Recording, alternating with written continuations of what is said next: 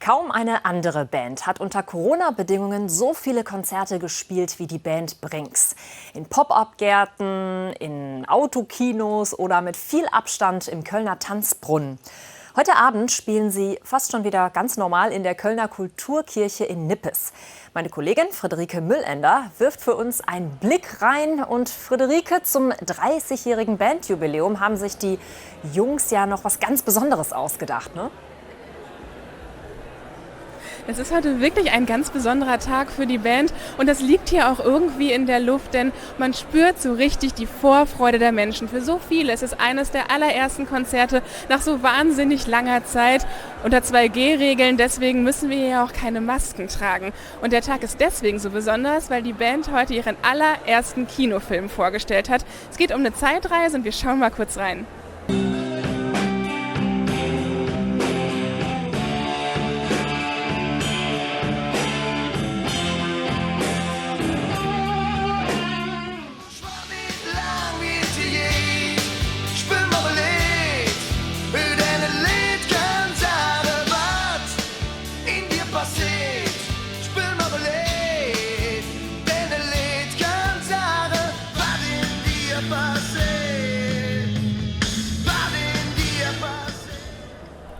Also damals wurden die Songs noch untertitelt, das würden wir heute natürlich nicht mehr machen. Es ist eine wahnsinnig lange Bandgeschichte. Ihr wart Vorband von AC/DC, Ashu, all das sehen wir in dem Kinofilm. Aber mich würde interessieren, wie fühlt sich das an, einen eigenen Kinofilm zu haben?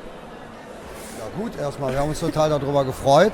Wir hätten das eigentlich auch gar nicht erwartet, dass es passiert. Es ging ja erst nur um eine Dokumentation, die in eurem Sender ja schon gelaufen ist. Und dann haben wir das ganze Jahr gefilmt mit dem Team und zum Schluss ist ein richtiger Kinofilm rausgekommen.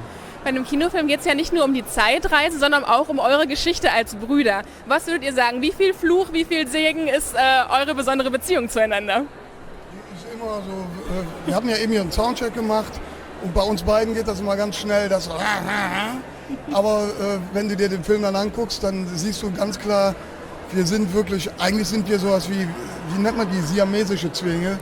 Weil der eine kann ohne den anderen gar nicht. Das ist so eine lange Zeit.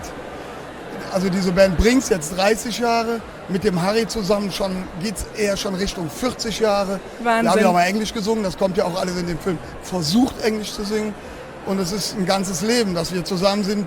Und wir leben so natürlich völlig verschiedene Leben, aber unser Berufsleben, was ganz viel Zeit nimmt, immer alles zusammen. Immer ganz eng und geht auch nicht anders. In eurem Weg habt ihr viel bewegt und das war euch auch immer wichtig. Und da schauen wir auch jetzt noch mal rein, wie ihr die Menschen berührt habt. Ich sprech doch nur, minge jede Sprache, wo's mit, warte von Brinks hat man überall gehört, auch in der türkischen Community sozusagen. Das hörst du immer aus den Autos. Also das gehört einfach zum Kölner Lifestyle dazu. Denn ich bin nur ne Kölsche Jung. Und mi Herz, dann liegt noch auf der Zunge. Der Film wird ja auch nicht nur in den großen Kinosälen gezeigt, sondern auch in den Kölner Kneipen und Bars. Warum war euch das so wichtig? Wir haben lange ja überlegt, wie wir den Film unter die Menschen kriegen. Und ich weiß nicht, ob unser Klientel wirklich sowas macht, wie ins Kino gehen und sich das anguckt. Aber was wir wissen, dass die sich in Kneipen treffen. Und es gibt viele Kneipen, wo Säle dran sind, wo man dann irgendwie einen Abend machen kann, wo der Wirt den Film bekommt. Einer von uns vielleicht noch vorbeikommt, ein bisschen was erzählt, dann trinkt man ein Bier zusammen, guckt sich den Film an und danach trinkt man noch ein paar Bier zusammen. Vielen Dank für eure Zeit, toi toi toi für das Konzert und den Film. Den gibt es ab dem 27.10. dann auch offiziell überall zu schauen. Danke, Friederike. Und ja, dann wünschen wir allen Glücklichen, die heute ein Ticket bekommen haben, ganz viel Spaß gleich beim Konzert.